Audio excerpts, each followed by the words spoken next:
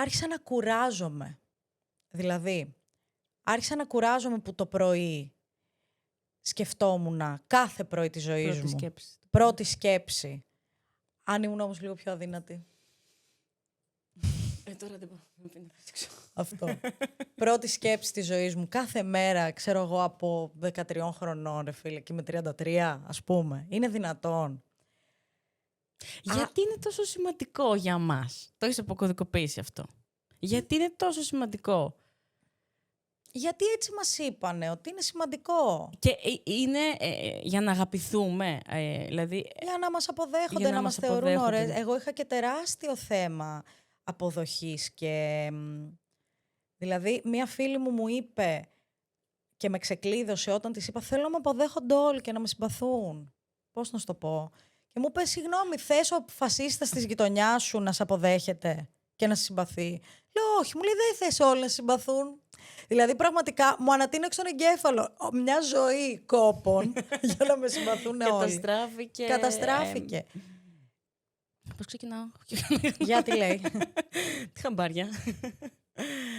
Γεια σας μαρουλάκια. Καλώς ήρθατε σε ακόμα ένα επεισόδιο σε σχέση με το φαγητό και το σώμα. Οριακά έχω ξεχάσει το όνομα αυτού του podcast μετά από τόσο καιρό. Δεν το ξέχασα το podcast, αλλά καταλαβαίνετε ότι βγαίνει σε ένα ρυθμό και σε ένα χρόνο και σε μια ροή δική του. Ας μην αγχωθούμε για όλα αυτά στη ζωή.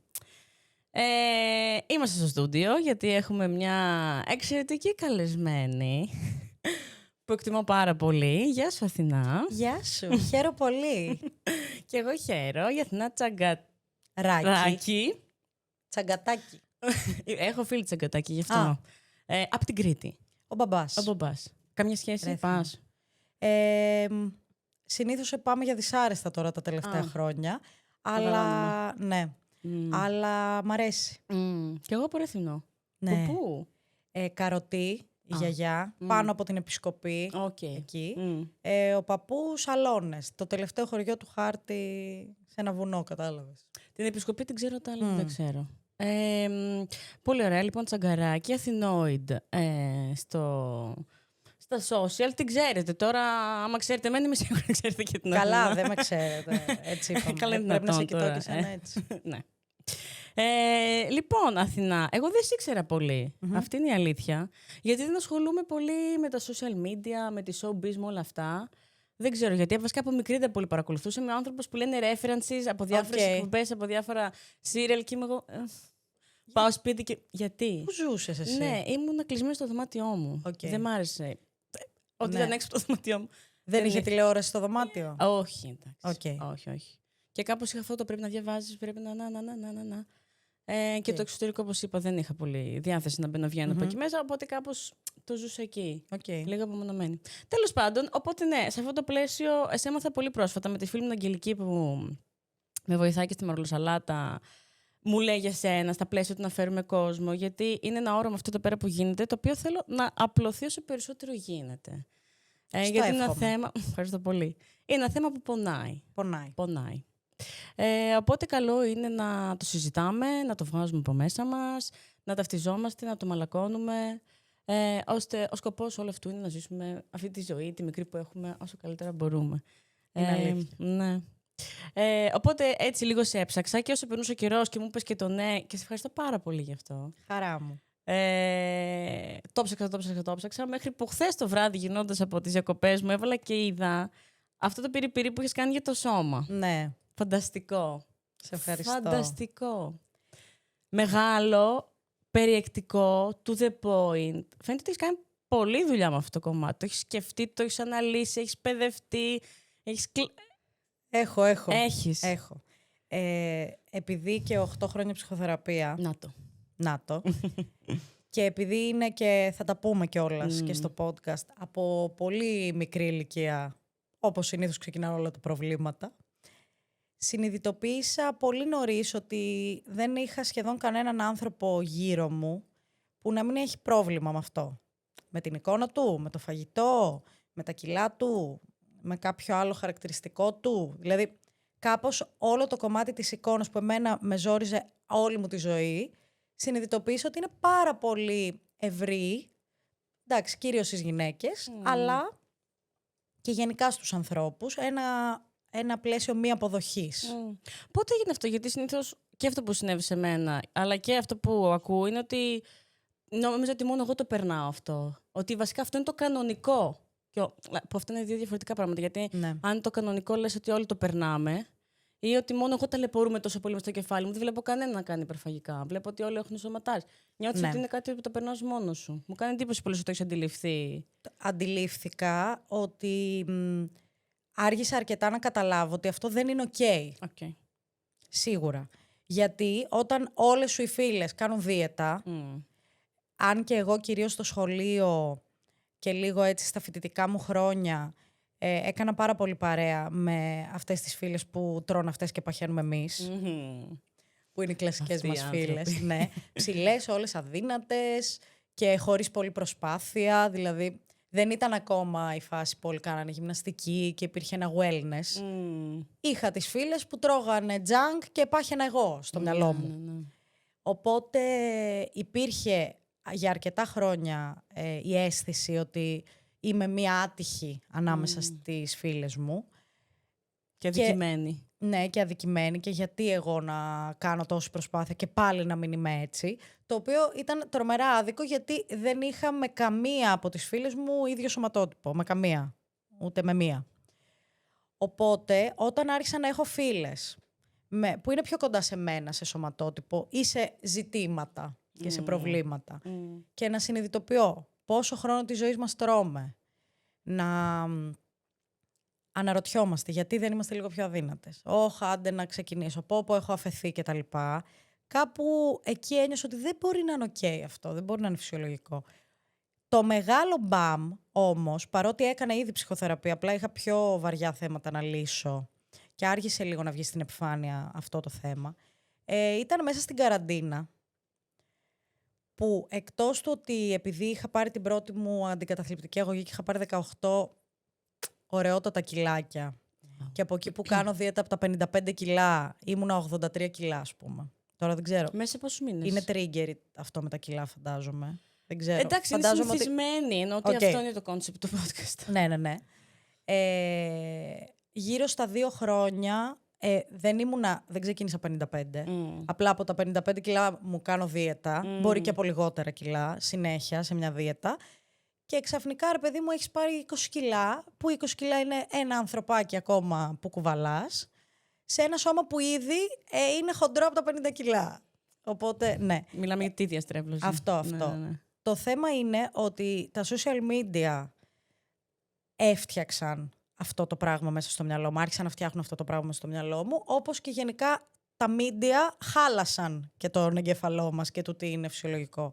Γιατί στην καραντίνα που άρχισε λίγο και το TikTok και όλα αυτά και ξαφνικά πάρα πολύ διαφορετικοί άνθρωποι ήταν εκτεθειμένοι στην κάμερα και στα φώτα και όχι μόνο όλα τα σώματα, όλες οι φυλές, όλα τα ύψη, πλάτη, μήκη, άτομα με αναπηρίες, τέλος πάντων όλοι οι διαφορετικοί άνθρωποι, που είμαστε όλοι άνθρωποι ουσιαστικά, είχαν πρόσβαση στο μέσο και εσύ είχες πρόσβαση σε τόσο διαφορετικό περιεχόμενο. Οπότε όταν άρχισα να βλέπω φωτογραφίες με ραγάδες και με μπουτάκια και με δίπλες και με μαστεκτομές και όλα μπροστά μου και να συνειδητοποιώ, γιατί πέρασα πάρα πολλά χρόνια της ζωής μου που όπως έκρινα τον εαυτό μου, ότι δεν μπορείς να βάλεις το σορτσάκι, δεν μπορείς να βάλεις το... Έκρινα και τους άλλους, ότι τώρα από μέσα μου, γιατί είχα καταλάβει ότι δεν είναι και ok να το λέμε, γιατί δεν ήθελα να τα ακούω. Αλλά από μέσα μου ήμουνα τώρα, κοίτα την κοιλιά έξω, ας πούμε, τον κόλο, το μπράτσο, το. Εκεί συνειδητοποίησα ότι όλα αυτά μου φαίνονται πολύ cute. Cute μπουτάκι, cute κυλίτσα, ενώ πάνω μου φυσικά δεν ήταν cute. Έτσι άρχισε να κανονικοποιείται και γι' αυτό για μένα παίζει τόσο πολύ ρόλο το να δείχνουμε και το να μιλάμε, γιατί ήμουνα τέλος πάντων αρκετά σίγουρη ότι αυτή η γυναίκα που εγώ βλέπω το μπουτάκι και λέω τι ωραίο μπουτάκι, αυτή θα λέει ας κάνω αυτή την τρομερή προσπάθεια να βγάλω αυτή τη φωτογραφία και ας φαίνεται το μπούτι μου, ας πούμε. Και αντίστοιχα θα βλέπει και το δικό σου το μπουτάκι και θα λέει τι ωραίο μπουτάκι, ενώ εσύ και το δικό σου. Δηλαδή στους άλλους είμαστε πολύ πιο αυστηροί Συγγνώμη, σε εμάς είμαστε πολύ πιο αυστηροί σε σχέση με τους άλλους. Και θαυμάζουμε πράγματα στους άλλους που μπορεί να τα έχουμε ήδη, αλλά είναι τόσο αυστηρά τα γυαλιά με τα οποία μας βλέπουμε, το οποίο είναι ένα φίλτρο που το έχουμε πάρει. Ναι. Από γεννησιμιού, διαγενειακά, νομίζω περνάει από γενιά σε γενιά. Σε λίγο, ναι, μπορεί να είναι DNA εδώ που έχουμε φτάσει εμείς. Αυτό θα είναι πολύ ενισχυτικό. Ναι. Οπότε, ναι. Οπότε εκεί στην καραντίνα άλλαξε αρκετά ο τρόπος που έβλεπα το σώμα μου και μάλιστα έλεγα ότι αν είναι δυνατόν στα πιο πολλά κιλά που έχει φτάσει αυτό το σώμα και στην πιο δύσκολη του μορφή για να βρεις ρούχα, για μένα ήταν δύσκολο και όλα. Δηλαδή ποτέ δεν ήμουν active, ποτέ δεν είχα ενέργεια. Τότε σκέψου πόσο λιγότερα ήταν όλα αυτά και σε συνδυασμό με την αγωγή που μάλλον δεν μου τέριαζε κιόλας. Οπότε ήμουνα συνέχεια σε μια έτσι λίγο πιο υπνική κατάσταση, μια ατονία. Ένιωθα ότι δεν έχω πια κάποιον έλεγχο. Ναι, και έφτασες δηλαδή στα περισσότερα κιλά να σ' αρέσεις. Ναι, να μ' αρέσω σίγουρα περισσότερο από ό,τι μου άρεσα όλα τα προηγούμενα χρόνια. Ναι. Πώς έγινε αυτό? Δηλαδή λες ότι αυτό ήταν, δηλαδή πραγματοποιήθηκε ο μεγαλύτερος μου φόβος και εν τέλει... Όχι, δεν ήταν αυτός ο μεγαλύτερος μου φόβος, γιατί έγινε και με ένα ψιλοσταδιακό τρόπο. Είχα άλλα να λύσω, δεν ασχολιόμουν και τόσο. Η δυσφορία υπήρχε πάντα. Δεν είναι ότι ήμουνα ποτέ... Δηλαδή θυμάμαι όλες τις φορές που έχω κοιταχτεί και έχω πει «Wow, τι ωραία που είμαι». Τις θυμάμαι, είναι 5. Μετρημένες, ναι. Οπότε δεν ήταν ότι ένιωθα ποτέ καλά και δεν ήταν ο μεγαλύτερος μου φόβος το ότι θα πάρω κι άλλα κιλά. Γιατί όντως είχα πιο σοβαρά πράγματα να λύσω και δεν υπήρχε χώρος γι' αυτό. Αλλά το ότι είδα τόσο πολύ εικόνα άλλων ανθρώπων και άρχισε να μου φαίνεται ωραία, γιατί όταν δεν βλέπαμε, όταν δεν έβλεπες ραγάδες, ούτε κυταρίτιδα, ούτε, δεν σου φαίνονταν ωραίο, γιατί νόμιζες ότι είναι μόνο πάνω σου ή... Ναι. Γιατί στην πραγματικότητα το ωραίο είναι λίγο ένα καθρέφτισμα. Είναι η πλήση εγκεφάλου που έχεις φάει. Το λέω συνέχεια ότι αν ήμουν στην αναγέννηση θα ήμουνα... Θα μου λέγανε πρέπει να πάρεις 45 κιλά, δεν θα βρεις νύφη. Ναι. Οπότε... Συμφωνώ πολύ σε αυτό με την έκθεση. Το που πέφτει το μάτι και εν τέλει πώς αλλάζει αυτό το κανονικό. Και ότι υπάρχουν εκεί πέρα εκεί έξω πάρα πολλά μέσα. Τα μεν και τα δε. Ναι. Τα μεν που λέω εγώ είναι η δίαιτα, που είναι εργαλείο το οποίο κάπως δεν σου κάνει καλό, ή το που θα κτηθεί το μάτι σου σε μοντέλα, σε γυμναστικές κτλ.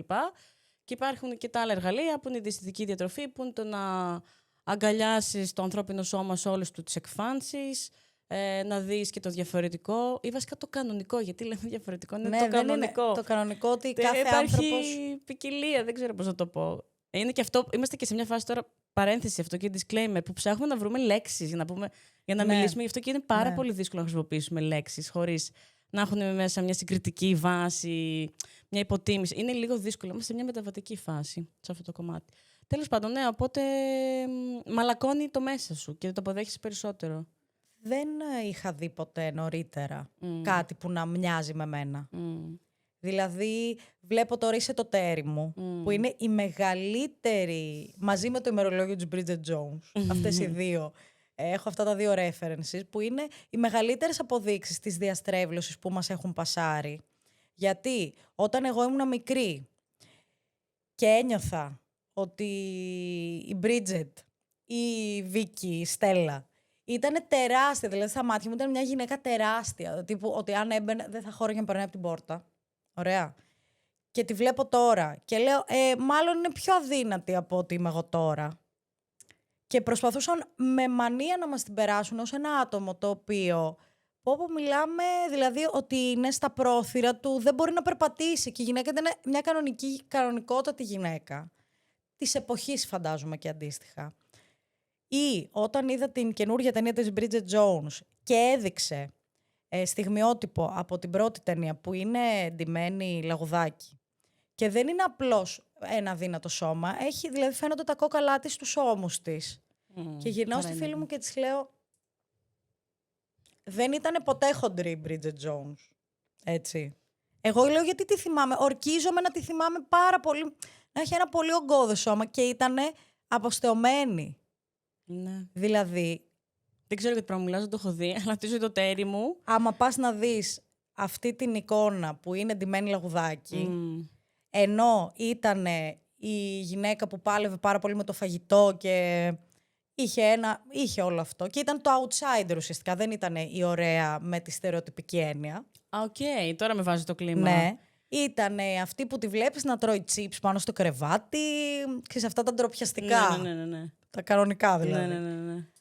Τέλος πάντων, το θέμα είναι ότι όντως το κομμάτι της έκθεσης και της απενοχοποίησης ήταν τεράστιο. Δηλαδή, απενοχοποιείς κάτι που έχεις πάνω σου όταν το δεις ότι δεν το έχεις μόνο εσύ, φαντάζομαι. Ναι. Έτσι λειτουργήσε σε μένα. Και έχεις αρχίσει μετά από ένα σημείο και εσύ να κάνεις post στο Instagram που εκθέτεις. Ναι. Αυτό που λέμε τις ατέλειες. Ναι. Ναι. Το σώμα, τέλος πάντων, αυτό, όλες τις εκφάνσεις και κομμάτια τα οποία τα ένιωθες ατέλειες μέχρι πρότινος. Ή τέλος πάντων μπορεί ακόμα ή να τα αγκαλιάζει, να τα αποδέχεσαι, είναι και αυτό το κομμάτι. Επειδή γίνεται τώρα μια μεγάλη συζήτηση γύρω από το body positive κίνημα, το οποίο μας έλεγε ψέματα τελικά όλα αυτά τα χρόνια. Γιατί βλέπουμε ότι τώρα που υπάρχει ένας σχετικά εύκολος ή προσβάσιμος, τέλος πάντων ανέμακτος, χωρίς να υποφέρεις τρόπος. Ξέρω που το πας. Ναι, για να χάσεις βάρος. Ο περισσότερος κόσμος, ακόμα και άτομα που ήταν πρότυπα του κινήματος, τώρα έχει χάσει όλο αυτό το βάρος. Και... Οπότε η κουβέντα είναι τεράστια. Πιστεύω ότι επειδή δεν είμαστε στην αναγέννηση και δεν είναι πια... Τώρα το δείγμα πλούτου είναι το να είσαι fit και αδύνατος, γιατί ψωνίζεις βιολογικά και τρως καλά και αυτά. Οπότε επειδή δεν νομίζω ότι θα φτάσουμε ποτέ ξανά στο σημείο το δείγμα πλούτου, γιατί όλα αυτά εντάξει είναι κοινωνικά, είναι καπιταλιστικά, είναι πολύ βαθιά. Η βάση είναι αυτή. Επειδή πιστεύω λοιπόν ότι δεν θα ξαναφτάσουμε στο σημείο του να σημαίνει κάτι καλό για σένα το να έχεις παραπάνω κιλά, και πάντα μιλάω... Επειδή υπάρχει πολύ και το επιχείρημα ότι το λέω για την υγεία σου. Ναι, το να... Όχι. Ναι και όχι. Ναι, όχι. Μιλάω πάντα για το κομμάτι, όχι του προτύπου, για το κομμάτι της κανονικότητας ενός σώματος, που εμένα δεν μου πέφτει λόγος ακόμα κι αν εσύ δεν είσαι καλά στην υγεία σου. Είναι η δική σου υγεία και την κάνεις ό,τι θες. Είτε είσαι πάρα πολύ λίγα κιλά, είτε είσαι πολλά, είτε είσαι...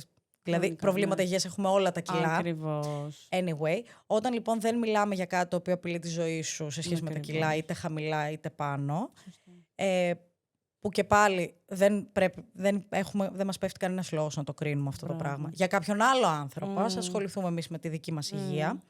Παρ' όλα αυτά, επειδή δεν πιστεύω ότι θα ξαναφτάσουμε σε ένα σημείο που να δείχνει κάτι το να είσαι παραπάνω σε κιλά, όπως ήταν τότε, δεν νομίζω ότι θα αποδεχτούμε ποτέ πλήρως το να είμαστε πάνω, πολύ πάνω ή πολύ κάτω. Δεν ξέρω, επειδή δεν έχω ζήσει το πολύ κάτω και επειδή έχω πάρα πολλά μηνύματα τα οποία μου λένε ότι το bullying που βιώνει ένας άνθρωπος που δεν μπορεί να πάρει κιλά, που είναι πολύ αδύνατος, που.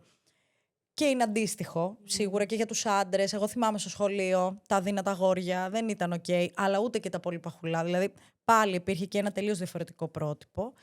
Νομίζω ότι δεν θα το αποδεχτούμε ποτέ πλήρως 100%. αυτό το πράγμα. Γιατί κακά τα ψέματα αποδεχόμαστε αυτό που όλη η κοινωνία αποδέχεται. Και γι' αυτό και όλοι οι αγώνες, και εγώ σαν queer άτομο, τώρα υπάρχει ένα μεγαλύτερο μέρος του ευρύτερου πληθυσμού που αποδέχεται ότι είναι ok αυτό που είμαι. Πριν 50 χρόνια θα κρυβόμουν, φαντάζομαι. Εγώ ελπίζω ότι σε πολλά χρόνια από τώρα θα αρχίσει να αλλάζει αυτή η κανονικότητα. Γιατί ήδη έχει αρχίσει και αλλάζει. Υπάρχει αυτή η έκθεση του διαφορετικού. Άντε πάλι διαφορετικό. Τέλος πάντων. Του κανονικού τέλος πάντων. Όλων των σωμάτων. Ναι. Οπότε έχει αρχίσει και αλλάζει και γι' αυτό όλες νομίζω αρχίζουμε και νιώθουμε λίγο πιο άνετα με τα σώματά μας. Και ίσως σε λίγα χρόνια. Δεν ξέρω αν θα σημαίνει κάτι όπως ήταν στην αναγέννηση που λες δείγμα πλούτου. Ή στην Αφρική, στο τώρα. Στην Αφρική, στο τώρα είναι η γυναίκα με τα πολλά κιλά δείγμα υγείας. Βέβαια. Ότι μπορεί να τεκνοποιήσει, να φέρει ένα καλοθρεμμένο παιδί στον κόσμο, να το ταΐσει.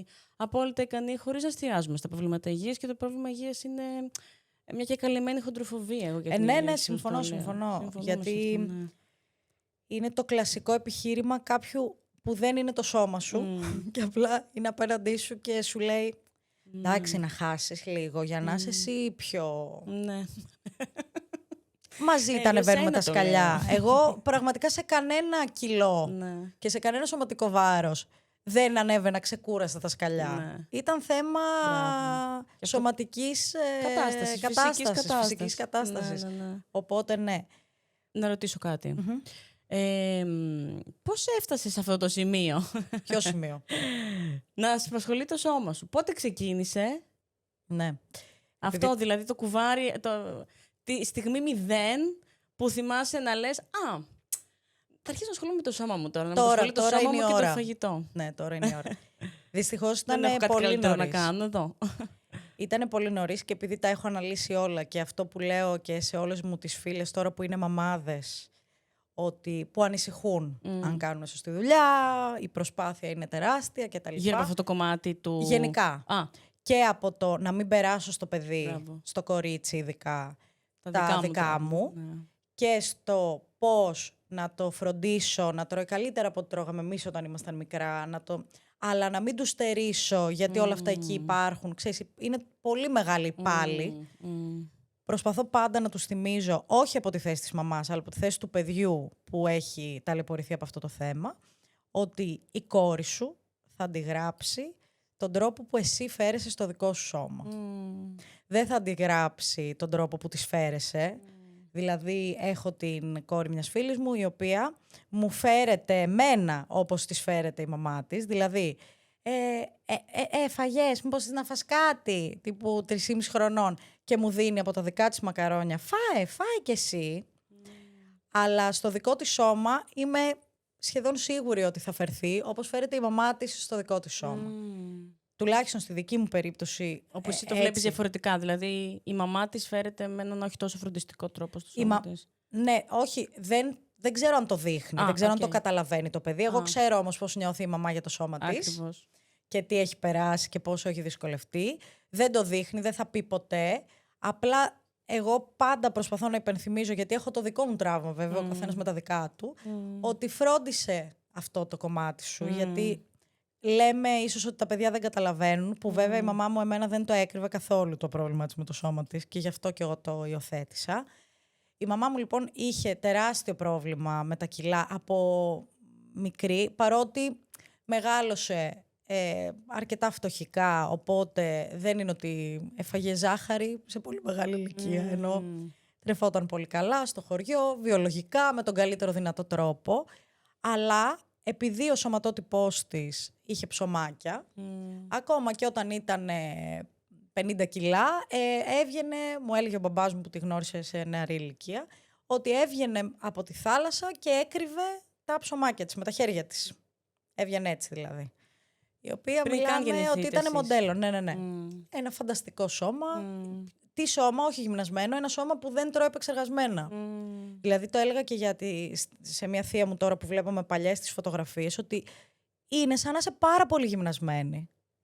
Το σώμα της ήταν γραμμωμένο και είχε μύες και αυτά. Ήταν καλά θρεμμένο. Ναι, και μου λέει δεν έκανα τίποτα. Απλώς αργήσαμε πάρα πολύ να φάμε υπερεπεξεργασμένα, με συντηρητικά κτλ. Τρώγαμε νορμάλ φαγητά. Ναι. Και γενικά τα φαγητά δεν ήταν δηλητηριασμένα ουσιαστικά. Παναγία μου. Γιατί προσπαθούμε να πάμε κόντρα και σε κάτι το οποίο δεν μπορούμε να ορίσουμε τόσο πολύ στα αλήθεια.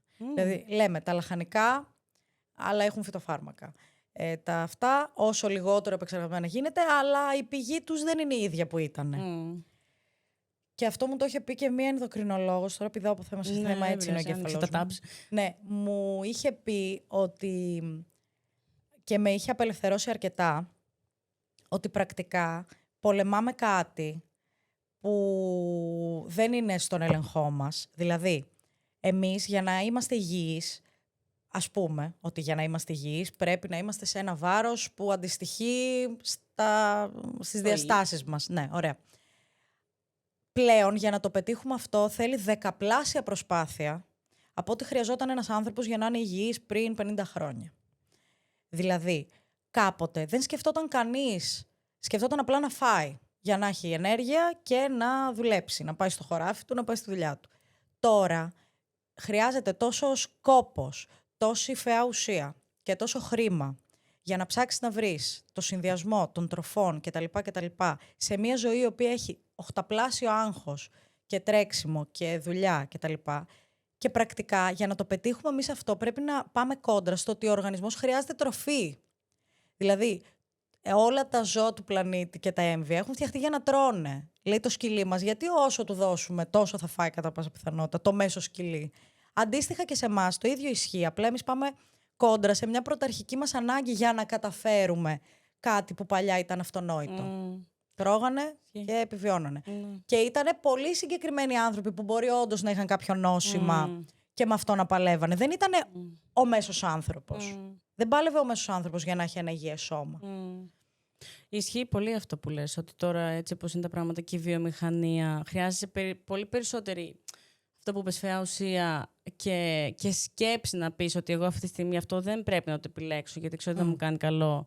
Ας πάω σε κάτι λιγότερο επεξεργασμένο. Κάποτε δεν υπήρχε αυτή η επιλογή. Καθόλου. Δεν υπήρχε αυτό το ερέθισμα, οπότε δεν έμπαινες καν στη διαδικασία να ταλαιπωρηθείς. Το default ήταν το μαγειρεμένο, το φρέσκο. Τώρα πρέπει πολύ να το ελέγξεις αυτό το κομμάτι και εσύ να σε σταματήσεις. Να αντισταθείς σε πράγματα. Ναι. Οπότε, παρότι η μαμά μου λοιπόν ζούσε σε μια εποχή που όλα ήταν πιο απλά σε αυτό το κομμάτι, δεν χρειαζόταν να σκέφτεσαι και το κομμάτι της τροφής σου τόσο πολύ και με τόσο κόπο, το ζήτημα υπήρχε γιατί μεγάλωσε και αυτή και ενηλικιώθηκε στην εποχή που τότε είχαν ξεκινήσει τα πολλά περιοδικά να έρχονται από την Αμερική, οι μόδες κτλ. Ναι, Ακριβώς. Ναι. Οπότε, όταν γέννησε και εμένα, που ήταν η δεύτερη της γέννα, οπότε το σώμα της είχε αλλάξει δραματικά σε σχέση με πριν, η κοιλιά της, είχε πρόβλημα με την κοιλιά της. Αυτό ξεκίνησα και εγώ να υιοθετώ κατευθείαν. Τη θυμάσαι να κοιτιέται. Ναι, έκανε συνέχεια έτσι. Τέλος πάντων, ναι. Είχε διάφορα θέματα με αυτό. Οπότε εγώ ρουφάω την κοιλιά μου από 6 χρονών. Και μάλιστα είδα πρόσφατα... Κοιλιά δεν υπήρχε. Δεν υπήρχε. Αλλά... Γιατί δεν ήμουν και ένα παιδάκι, να πούμε σε αυτό το σημείο, γιατί επειδή μπορεί να υπάρχουν παιδάκια τα οποία να είναι πιο τσάμπι, τα οποία μπορεί να είναι πιο εύσωμα από άλλα. Οπότε μπορεί να τα κοροϊδέψουν στο σχολείο, να πούνε κάποιο σχόλιο. Δεν υπήρχε τίποτα. Ήμουν ένα πάρα πολύ κοκαλιάρικο παιδάκι, δεν έτρωγα σχεδόν τίποτα, δεν με απασχολούσε αυτό κτλ. Οπότε ρουφούσα κυριολεκτικά μια πολύ ανύπαρκτη κοιλιά. Δηλαδή, φαινομενικά δεν υπήρχε τίποτα εκεί πέρα. Και μάλιστα είδα πρόσφατα μια φωτογραφία μας οικογενειακή με τα ξαδέρφια μου από την Κρήτη και εμένα η φωτογραφία με πέτυχε στο να κοιτάω την κοιλιά μου που τη ρουφάω. Και εκεί πρέπει να ήμουν 8, 10. Οπότε ρουφούσα την κοιλιά μου και κοιμόμουν με μαξιλάρι πάντα όταν ήμουν στο πλάι για να μην κρέμεται τίποτα. Ειδικά τότε τίποτα. Για τώρα που έχω κοιλιά και ξέρω ότι υπάρχει και μπορεί να κρέμεται. Τότε δεν κρέμονταν. Οπότε ξεκίνησε καθαρά. Άρχισα πάρα πολλά χρόνια να το καταλάβω. Ήθελε πολύ ανάλυση στην ψυχοθεραπεία αυτό. Γιατί ξαναλέω ότι άρχισα και πολύ να πιάσω αυτό το θέμα.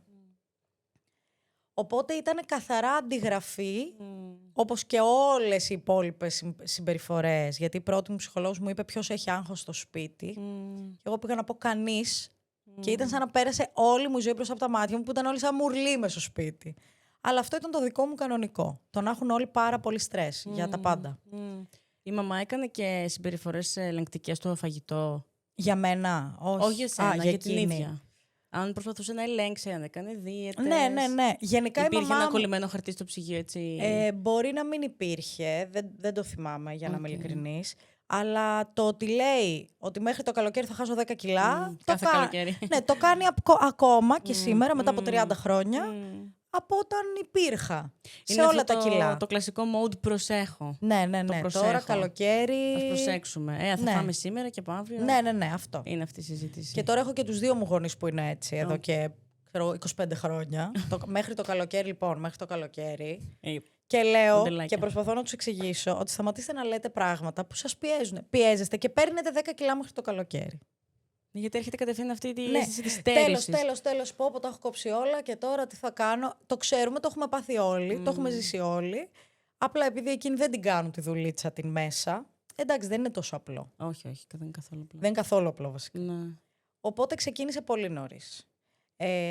τώρα συνειδητοποιώ κιόλας ότι έκανα και πολύ διαταρακτικές κινήσεις σε σχέση με το φαγητό. Θυμάμαι, όταν είχαμε στο ψυγείο ζαμπονάκια και τυράκια για το τόστ, να θέλω να φάω και να παίρνω ένα τυράκι, να το διπλώνω δισεκατομμύρια φορές για να κάνω πολλά μικρά κομματάκια, για να έχω πολλή ώρα να τρώω. Συνέχεια αυτό. Που κάποτε, για πολλά χρόνια, νόμιζα ότι είναι κάτι χαζό που έκανα σαν παιδάκι, κάτι random. Δεν ήτανε. Και επίσης άρχισα πολλά χρόνια να καταλάβω και τις υπερφαγικές συμπεριφορές που είχα, γιατί επειδή δεν είχαν όταν ήμουν παιδάκι κάποιο αποτέλεσμα στο σώμα μου, δεν θεωρούσα ότι είναι προβληματικές. Ας πούμε, είχε η γιαγιά μου, δεν μου απαγόρευσαν ποτέ να φάω γλυκά, καραμέλες, τίποτα. Έτρωγα πάρα πολλά γλυκά και καραμέλες. Και γι' αυτό δεν έχω δόντια σχεδόν τώρα. Ενώ και κοιτάω τα δόντια της. Εδώ είναι όλα. Είχα πάει σε κάποια στιγμή σε μια οδοντίατρο, η οποία μου λέει πρέπει να έτρωγες πάρα πολύ ζάχαρη όταν ήσουν μικρή, γιατί φαίνεται ότι έχεις πάρα πολύ τάση για τεριδόνα και τέτοια γι' αυτό. Okay. Ωραίο αυτό πάντως. Από μια μαμά που προσπαθούσε να ελέγξει το βάρος και το σώμα της. Τίποτα. Να μην στο περνάει. Καθόλου. Δεν φανταζότανε. Δεν ξέρανε γενικά τίποτα. Καλά. Τίποτα. Δηλαδή μου λέγανε ότι πήγανε τον αδερφό μου μωρό στο σπίτι και τον κοιτάζανε έντρομοι του τύπου τώρα τι θα κάνουμε όταν ξυπνήσει. Λέω, είχατε 9 μήνες να σκεφτείτε ότι αυτό το παιδί θα βγει από την κοιλιά και δεν το είχαν σκεφτεί ποτέ. Να ένα βιβλίο, να δεις τι κάνεις. Να σε φάση, βγήκε έξω, τι θα κάνουμε. Δηλαδή τόσο τίποτα δεν είχαν σκεφτεί. Οπότε σίγουρα δεν σκεφτόταν ότι η συμπεριφορά της προς το σώμα της θα είχε να κάνει μαζί.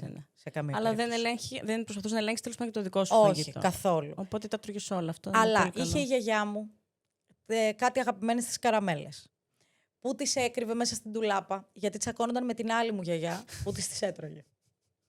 Το άκουσα αυτό στο επεισόδιο. Εγώ λοιπόν πήγαινα, ήξερα που είναι η κρυψώνα και έτρωγα μια καραμέλα. Κρυφά. Δεν χρειαζόταν να πάω κρυφά. Αλλά πήγαινα κρυφά γιατί ήταν της γιαγιάς μου αυτές οι καραμέλες. Μέχρι που έφαγα την τελευταία καραμέλα. Τύπου σε 1-2 ώρες είχα φάει κρυφά ένα τεράστιο σακουλάκι καραμέλες. Άπειρες καραμέλες. Ηλικία? Εκεί, 7-8. Τσακώθηκαν οι γιαγιάδες μεταξύ τους και εγώ δεν έκλαιγα στο δωμάτιο μόνη μου, γιατί δεν μπορούσα να τους πω ότι τις είχα φάει εγώ. Η ντροπή ήταν πολύ. Να πω σε αυτό το σημείο ότι δεν με έχει γενικά υπήρχε ένα κομμάτι που επίσης δεν ήταν και πολύ παιδαγωγικό, λίγο πιο αδιάφορο. Ήταν όλοι εκεί, αλλά δεν ασχολιόταν κάποιος πολύ παραπάνω μαζί μου και αυτή ήταν και η πηγή όλων των θεμάτων τελικά μάλλον. Ναι, από ό,τι άκουσα στο άλλο επεισόδιο με την μαμά σου, ήταν κάπως ο αδερφός σου το κέντρο της προσοχής και εσύ ήσουν στον αυτόματο κάπως. Αυτό. Ναι. Οπότε, δεν θα με μάλλονε κανείς για τίποτα. Απλώς εγώ, επειδή έκανα προφανώς self-parenting και ήμουν εγώ κάποιο γονέας, μάλλον αντέγραφα και κάποιον άσχετο γονέα. Τους γονιούς των φίλων μου, ας πούμε. Τους ζητήσει ποτέ τους γονείς σου να κάνουν κάποιο αυτό που λέμε υπερφαγικό, να ξεσπάνε στο φαγητό? Γενικά, όλα τα δικά τους ερεθίσματα και η δική τους χαρά είχε να κάνει με το φαγητό. Welcome to Greece είναι αυτό. Δηλαδή, που όλα τα μέρη που θα αναφέρουν στη ζωή τους έχουν να κάνουν με κάποια ταβέρνα. Αυτό είναι ελληνικό τελείως. Δηλαδή, ναι, που είχαμε φάει εκεί ναι, που έχει την ταβέρνα. Ναι, στο Τσιπουράδικο. Ναι, η γουρνοπούλα. Ναι. Οπότε, φαντάζομαι ότι υπήρχαν και υποσυνείδητα. Εγώ θυμάμαι, επειδή είχα θέμα και με το ότι έπινε ο μπαμπάς μου, τέλος πάντων, ότι πηγαίναμε σε μια ταβέρνα 10 η ώρα το πρωί, ταβέρνα, εκεί στην Λίμνη Πλαστήρα που είχε τις ταβέρνες ουσιαστικά που έπινες και καφέ και τρώγανε πάντα και πίνανε από τις 10 το πρωί. 11. Με ζεδάκι. Εγώ στην ζωή μου την όχι ενήλικη, εφηβεία μετεφηβεία που άρχισα να βγαίνω μόνη μου με τις φίλες μου, πάθαινα σχεδόν καταθλιπτικό επεισόδιο όταν πηγαίναμε σε ταβέρνα, ας πούμε μετά την παρέλαση, 12 η ώρα, όχι μεσημέρι 3, και πίνανε και τρώγανε. Άρχισα πάρα πολύ επίσης να καταλάβω γιατί όλοι οι άλλοι περνούσαν μια χαρά και εγώ υπέφερα. Γιατί? Είχα συνδυάσει όλο αυτό με κάτι το οποίο δεν μου άρεσε καθόλου σαν αίσθηση να νιώθω ότι το ρίχνουνε στο ποτό, ας πούμε. Γιατί ο άνθρωπος, κακά τα ψέματα, όταν πίνει από ένα σημείο και πάνω, αλλάζει συμπεριφορά. Έτσι είναι. Και εμένα μου είχε μείνει πάρα πολύ τραυματικό αυτό. Οπότε από ένα σημείο και μετά σταμάτησα να πηγαίνω όταν ερχόντουσαν οι συγγενείς μας και πηγαίναν όλοι μαζί για καφέ. Εκεί εγώ σταμάτησα να πηγαίνω. Δεν το άντεχα. Έλεγα, ναι, αυτό. Τσιπουράκι. Κάπως. Ναι, κατάλαβα. Οπότε μου μείνανε διάφορα από τις δικές τους επιλογές και συμπεριφορές. Φυσικά δεν ούτε τα είχα καταλάβει ότι προέρχονται από εκεί, ούτε είχα εκφράσει κάτι. Την πρώτη σου δίαιτα. Ναι. Δίαιτα. Τώρα, ξέρεις, δίαιτα έχουμε στο μυαλό μας, πάω στον διατροφολόγο, το χαρτί. Ναι, Αν όχι αυτό, το πότε σε θυμάσαι να λες, εγώ θα κόψω από αυτό. Θα κόψω και από αυτό. Αν σκεφτείς ότι έκοβα το τυράκι σε δισεκατομμύρια φέτες γιατί θέλω να τρώω πολλή ώρα, αλλά να μην φάω πολύ. Δηλαδή ο εγκέφαλός μου μάλλον λειτουργούσε με αυτόν τον τρόπο και γι' αυτό και μετά έτρωγα άπειρα από κάτι. Δηλαδή οι καραμέλες που δεν μου απαγορεύτηκαν ποτέ, μπορούσα κάποια στιγμή, αποκλείεται αυτό το στομάχι, να χώραγε όλες αυτές τις καραμέλες. Δηλαδή σίγουρα μετά υπήρχε δυσφορία. Οπότε δεν θυμάμαι ποτέ να έχω καμιά νορμάλ διατροφική συνήθεια, ας πούμε. Ήταν όλο λίγο περίεργο. Ήταν όταν θα μου άρεσε κάτι ότι δεν θα είχε τέλος, δεν θα είχε κορισμό. Και απλώς από ένα σημείο και μετά, δηλαδή από όταν αδιαθέτησα και μετά, άρχισα να παχαίνω κανονικά. Σε αντίθεση με πριν. Ναι, να έχεις ένα σώμα πιο γυναικείο, να παίρνει τη μορφή, ας πούμε, του σήμερα. Στο πρώτο καλοκαίρι που είχα περίοδο, που πήρα 4 κιλά. Τα θυμάσαι? Ναι. Θυμάσαι τα κιλά σου? Θυμάμαι τα κιλά γιατί δεν μου έκανε καλά το απέσιο χαμηλό μέσο τζιν που φόραγα. Που πραγματικά αν δεν ήσουν παιδάκι δεν σου έμπαινε αυτό το τζιν κανονικά. Και επειδή το πρώτο καλοκαίρι με περίοδο άλλαξε δραστικά το σώμα μου. Ήταν ένα άλλο σώμα που κανείς δεν μου εξήγησε ότι απλά μετακινήθηκε η λεκάνη μου και δεν έχω παχύ. Μπορεί και να πάχυνα, αλλά κατάλαβες ότι αυτή η λεκάνη δεν θα γυρίσει ποτέ στη θέση της, όσο και να δυνατήσω. Έκανα τα τύπου 5 μέρες μόνο νερό και τέτοια. Και άλλες 5 μέρες μόνο παγωτά. Δεν το θυμάμαι το επόμενο, να σου πω την αλήθεια. Θυμάμαι ότι έχασα τα 4 κιλά και ήμουν χαρούμενη. Δεν θυμάμαι μετά τι έκανα. Ναι, μπορεί.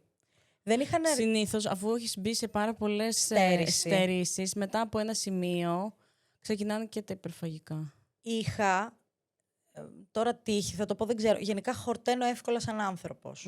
Μάλλον το στομάχι μου δεν είναι πολύ μεγάλο. Το οποίο ήταν πάντα και δίκοπο μαχαίρι, γιατί έλεγα μα τρώω πολύ μικρή μερίδα. Γιατί δεν αδυνατίζω, ας πούμε.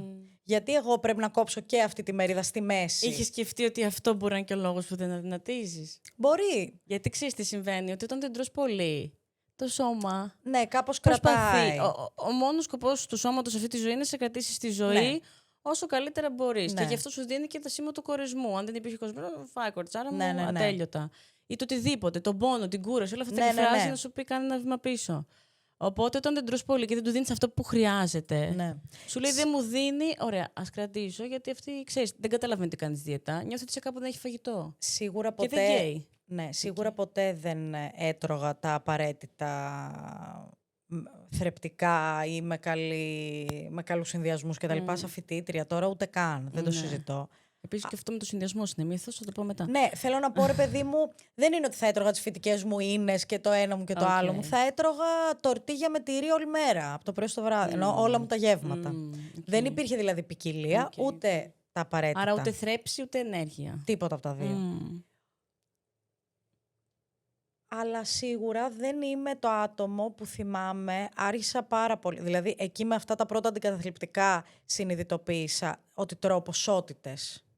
Σαν να μην χορταίνεις. Ναι, πάντα που εκείνο το χάπι μου το έκανε απόλυτα. Γιατί θυμάμαι, δεν το ξεχνάω ποτέ, ένα παγωτό, αυτό που το σπάς με το κουτάλι. Ναι. Το οποίο όταν το έφαγα όλο. Καλά, είναι μικρό αυτό. Θα σου πω. Γιατί τώρα έχω ξαναφάει τέτοιο παγωτό και μπορεί να το φάω και σε 2 και σε 3 φορές. Εγώ που είμαι full γλυκατζού γενικά. Το είχα φάει όλο και το στομάχι μου δεν ένιωθε τίποτα. Δεν φούσκωσε καν. Και θα έτρωγα κι άλλο αν είχα. Και εκεί είπα ότι κάτι δεν λειτουργεί ρε φίλε εδώ. Γιατί εγώ θυμάμαι τον εαυτό μου που μου αρέσουν πάρα πολύ τα γλυκά να μην αντέχω από ένα σημείο και πάνω. Τώρα τι γίνεται. Ήταν η πρώτη φορά στη ζωή μου λοιπόν που συνειδητοποίησα ότι μάλλον τρώω πολύ περισσότερο και δεν το έχω καταλάβει γιατί δεν υπάρχει κάποιο σήμα να πει stop. Στην υπόλοιπη ζωή μου πριν από αυτό γενικά δεν έτρωγα ποσότητες. Οπότε πάντα με μπέρδευε και λίγο αυτό. Ότι... Γιατί είχα και φίλες που τρώγανε ποσότητες και δεν παχαίνανε και φίλες που τρώγανε ποσότητες και παχαίνανε. Οπότε ήταν λίγο μπερδευτικό. Και αυτό με τις ποσότητες είναι λίγο μπερδευτικό. Ναι. Εν τέλει, ποια είναι η ποσότητά σου. Ναι. Γιατί έχεις κάνει τόσες δίαιτες. Από τη μία έχεις τις δίαιτες, από την άλλη συγκρίνεσαι με τη μία φίλη, από την άλλη συγκρίνεσαι με την άλλη φίλη. Καμία επαφή με το σώμα. Καμία. Και εν τέλει λες αυτό που έφαγα ήταν πολύ λίγο. Δεν έχεις ιδέα. Ούτε το άκουγα ποτέ. Όταν στην τρίτη ηλικίου πήρα 6 κιλά. Με συγκλονίζει που θυμάσαι. Σε συγκλονίζει. Ναι, τα κιλά. Και ήμουν 68 κιλά. Που τότε μου φαινόταν, τώρα είναι τύπου my goal. Και τότε ήταν σκοτώστε με, ναι. Μόνο με φόρμα στο σχολείο. Τα κρύβεις όλα. Ναι, όλα. Και το καλοκαίρι εκείνο πήγα γυμναστήριο για να χάσω βάρος. Άλλη διαστρέβλωση από εκεί. Ότι το γυμναστήριο είναι άμα έχεις φάει για να τιμωρηθείς. Ότι να τα τώρα. Ενώ θα καθόσουν μια χαρά άμα ήσουν αδύνατη. Δεν θα πήγαινες γυμναστήριο. Ή το φαγητό σου αξίζει μόνο αν έχεις γυμναστήριο. Αυτό. Επίσης, η μαμά μου, ας πούμε, στην πρώτη γυμνασίου, εκεί που μου ήρθε περίοδος και πάχυνα και είπα ότι θέλω να πάω γυμναστήριο γιατί έχω παχύνει. Τι είπε η μαμά μου, θα έρθω κι εγώ. Το ενίσχυσε. Δεν είπε. Βρε, κούκλα μου, να πας γυμναστήριο φυσικά μου θες, αλλά. Πήγαμε μαζί να δυνατήσουμε. Οπότε γενικά δεν υπήρχε διαχείριση και ακόμα και σήμερα δηλαδή εγώ προσπαθώ να βοηθήσω τη μαμά μου σε αυτό το κομμάτι και είναι πολύ βαθιά ριζωμένο και έχουν περάσει τώρα και πάρα πολλά χρόνια που ο εγκέφαλος σκέφτεται έτσι. Θέλει πάρα πολύ κόπο για να το αλλάξει αυτό. Ναι. Βουλημικά έκανες ποτέ? Εννοώ όχι, καθακτικά και τέτοια. Να τα αποβάλεις μετά από ένα υπερφαγικό. Έχω ένα τέτοιο με τον εμετό. Δεν κάνω με τίποτα εμετό. Ενώ είμαι άτομο που αν μπω σε πλοίο μπορεί να λιποθυμίσω από την αυτεία. Θυμάμαι πραγματικά πολύ συγκεκριμένες φορές να έχω κάνει εμετό στη ζωή μου. Πάλι τις θυμάμαι. Τον έχεις γίνει πίτα. Ναι, που το προσπαθούσα γιατί ήξερα ότι πρέπει να φύγει αυτό από μέσα μου, δεν αντέχω. Και ήθελε πάρα πολύ προσπάθεια για να το κάνω. Σε ένα μεθύσι το έχω κάνει αυτό και δεν έχω... Οπότε δεν ξέρω αν παίζει ρόλο αυτό. Δεν μπήκα ποτέ και για πολλά χρόνια... Για πολλά χρόνια δεν καταλάβαινα ότι έχω διαταραγμένη σχέση με το φαγητό, ακριβώς επειδή στο μυαλό μου πρέπει να έχεις το ένα ή το άλλο, να φέρεσαι έτσι ή έτσι για να είναι διαταραχή. Και αυτό επίσης. Γιατί ήταν τα μόνα πράγματα, η βουλημία, η ανορεξία, τα οποία εκτίθενταν. Τα βλέπαμε στην τηλεόραση. Με την ανορεξία, ναι. Τη βουλημία, αλλά ναι, με έναν τρόπο που δεν λέγανε αυτό είναι πρόβλημα. Όχι βέβαια, αλλά μόνο αυτό ξέραμε. Ναι. Ότι, αυτό, πω αυτή δεν τρώει... Ναι. Όχι, δεν υπάρχει πολλή έκθεση. Και τώρα μάλιστα και εγώ που είπα τη λέξη, λέω... Ξέρεις, ότι είναι λίγο triggering αυτό το πράγμα. Ναι, και εμένα με έπιασε. Ναι. Και εμένα με έπιασε όταν το είπα.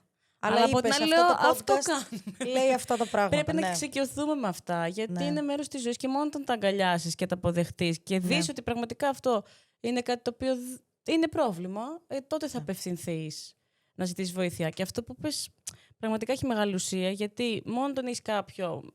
Όταν πληρεί τα κριτήρια μιας διατροφικής διαταραχής, λες θα απευθυνθώ. Ενώ υπάρχει αυτή η γκρίζα ζώνη που υποφέρει το μεγαλύτερο ποσοστό από εμάς. Ναι. Και απλά μένει σε αυτό και υποφέρει. Ενώ θα μπορούσε να ζητήσει όντως βοήθεια, είτε ψυχοθεραπεία, είτε τροφολόγο που έχει εκπαιδευτεί σε αυτά.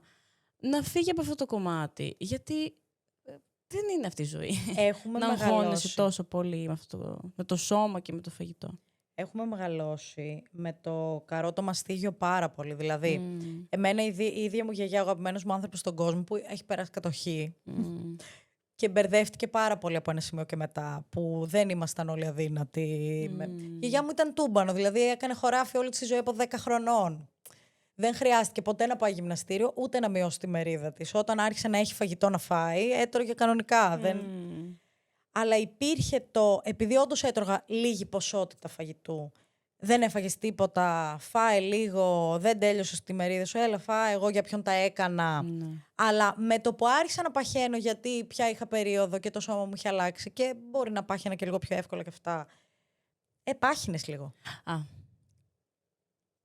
Mixed messages. Ναι, δηλαδή πάχυνα ή να φάω κι άλλο που το έχεις φτιάξει για μένα. Ναι, τη μία σου λέει φάτο όλα, έλα τελευταία μπουκέ, δύναμή σου, και από την άλλη να σου κάνει το σχόλιο. Ναι, δηλαδή πώς θα δυνατήσω πολύ κλασικό άμα αυτό. Συνεχίσω να τρώω ή φάω πιο πολύ, αφού ενώ έχω χορτάσει και έχω σταματήσει. Δηλαδή, ενώ το σώμα μου έκανε από μόνο του κάποια basics, ότι έχω χορτάσει, δεν θέλω άλλο. Είναι πολύ μπερδεμένη και αυτή, γιατί ήταν και το love language. Ναι. Η αγάπη, το να σου φτιάξει το φαγητό ήταν η αγάπη. Και ο άνθρωπος που μεγάλωσε να τρώει κρεμμύδι, χλωρό και ψωμί, ενώ έχει κάνει 10 ώρες χωράφι, τώρα που έχουμε φαγητό, ναι, δηλαδή ήταν αυτή η μετάβαση από την απόλυτη πείνα στην αυθονία των πραγμάτων, που ναι, κάπως μεταφράστηκε αντίστοιχα. Δηλαδή, γι' αυτό και τώρα προσπαθούμε να βρούμε μια ισορροπία, απλά τώρα αυτά που τρώμε δεν βοηθάνε. Ναι. Στο επεισόδιο που άκουσα, έλεγες ότι έχεις φτάσει σε μια πιο λειτουργική κατάσταση. Και ήθελα να σε ρωτήσω πώς από το δεν μου αρέσει αυτό που βλέπω και νιώθω ντροπή, το ντροπή το βάλα εγώ, δεν ξέρω αν ένιωθες ντροπή, έχεις περάσει στο το αποδέχομαι και είμαι και λειτουργική με αυτό. Δηλαδή, τι έγινε και είσαι ότι είμαι ok, ας πούμε, σε αυτό, ενώ πριν δεν ήσουν, πριν λίγο καιρό ή πριν πολύ καιρό. Ναι. Είμαι ok. Τέλος πάντων. Θα το δούμε. Ναι. Αυτό. Και αυτό είναι πολύ ωραίο που λες. Ναι. Γιατί νομίζω ότι είναι μια κατάσταση. Ναι, δεν είναι. Καταρχάς, ευτυχώς, μαθαίνουμε και λίγα πράγματα για την περίοδο. Το ότι όλες οι γυναίκες στον πλανήτη λένε ότι ξυπνάνε μία μέρα του κύκλου, συγκεκριμένη, και λένε είσαι ένα τέρας και δεν σου αξίζει να βγεις από αυτό το σπίτι. Και αυτό ισχύει σε όλες. Δηλαδή δεν ξέρω καμία που να μην το παθαίνει. Κάπως φέρνει και την αποδοχή και από την αυτοπαρατήρηση την άπειρη που έχω κάνει για να λύσω κάποια πράγματα, γιατί ταλαιπωριόμουν με όλα στη ζωή, από το πρωί στο βράδυ υπήρχε μια ταλαιπωρία. Άρχισα σαν με το ζόρι να αποδέχομαι κάποια πράγματα, να ξυπνάω ένα πρωί απέσια και να λέω έχω κατάθλιψη, θέλω, δεν θέλω να υπάρχω, και να λέω όχι, περιμένω περίοδο, όλα είναι ok, κάτσε, φάει, κοιμήσου, ξύπνα, ξανακοιμήσου και θα περάσει. Αυτό πρέπει να το κάνεις εκατομμύρια φορές για να πει ο εγκεφαλός σου ότι περιμένω περίοδο. Και να μην συνεχίσει όλη η υπόλοιπη σύναψη του πώς είμαι έτσι, έχω παχύνει, τι είναι αυτά, δεν μου μπαίνει το τζιν. Ας μην φάω σήμερα τίποτα. Ναι, υπάρχει τζιν που δεν θα μπει σε 1-2 εβδομάδες. Θα μπαίνει 2 εβδομάδες το μήνα αυτό το τζιν. Και το γνωρίζω πλέον. Αλλά αυτό θέλει πάρα πολύ δουλειά και κόπο και αυτοπαρατήρηση. Το καλοκαίρι του 2023, 2. 1-0. Το καλοκαίρι του 2022, λοιπόν, αφού έφυγε από τη ζωή μου η γιαγιά μου, ο αγαπημένος μου άνθρωπος, εγώ είχα το καλύτερο φυσικά σώμα του κόσμου. Και εκεί καταλαβαίνεις τον disorder που λες ναι, αλλά πώς έγινε αυτό, πώς συντονίστηκαν αυτά? Δεν μπορούσα απλά να φάω γιατί υπέφερα και κρεμόμουν από μια κλωστή και τάιζα με το ζόρι τον εαυτό μου. Τώρα που το σκέφτομαι, λοιπόν, και συνεχίζω να ταλαιπωρούμε, γιατί τώρα μετά τα 30 όντως αλλάζουν πράγματα, αυτό άνοσα, ένα σωρό, οπότε ορμονολογικά δεν είμαι σίγουρα στην καλύτερη μου φάση. Αρχίζω να σκέφτομαι, αν το σώμα μου, για να είναι σε αυτά τα κιλά που εμένα μου αρέσουν και εγώ το θεωρώ τέλειο και μ' άρεσε, όντως θυμάμαι 2 φορές στη ζωή μου να κοιτάω το σώμα μου και να λέω το σώμα μου είναι τέλειο, είναι ακριβώς αυτό που ήθελα, δεν το πιστεύω. 2 φορές στη ζωή μου και είμαι 35 χρονών.